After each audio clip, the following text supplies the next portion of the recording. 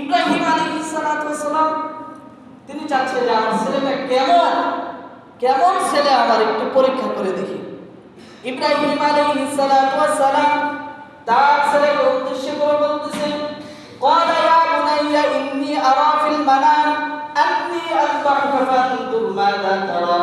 হে আমার পুত্র, আমি স্বপ্ন দেখেছি আমি তোমাকে জবাই করছি, এই বিষয়টি তুমি কিভাবে দেখছো, কি ভাবছো?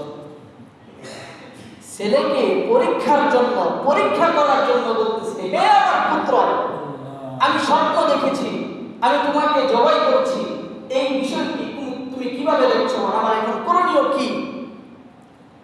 ছেলে উত্তর দেয়, ইয়া আবাতি ফাআল মা তুমার সাতাজিদুনি ইনশাআল্লাহু মিনাস সাবিরিন।